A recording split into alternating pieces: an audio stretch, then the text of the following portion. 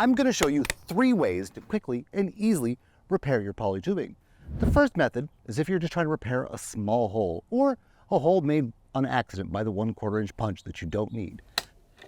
Oh, I just punched a hole I don't need. How am I going to fix this? Fortunately, it's pretty easy using what's called a goof plug. A goof plug is just a small piece that you can insert into smaller holes in your tubing to plug the hole permanently. It can help to use a pair of needle nose pliers to pop the goof plug into the hole. You'll want to push in the larger end of the goof plug, and you'll know it's secure when it makes a popping sound. The other method is to show you how to repair if the damage is more extensive. Oh no! Whether it's an accident with a shovel, a lawnmower, or a weed eater, or on purpose from your dog, at some point, you'll be fixing a leak like this. Okay, so how do we do that? It's actually simple.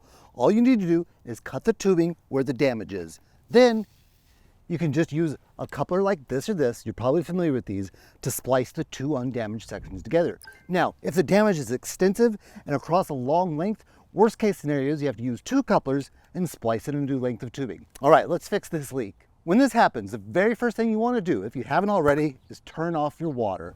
Next, I'm going to make a nice, even cut right next to the damage. The reason I'm doing that is you want to have nice, clean edges to work with when you install your coupling. Tubing is very flexible, so to some degree, this is an optional step. What I like to do is measure and make a score mark about where the fitting is going to end, and that's where I'm going to cut off the rest of my tubing. This can be very useful if your tubing is buried or if it's mounted or clamped in place and it doesn't have a lot of slack or give.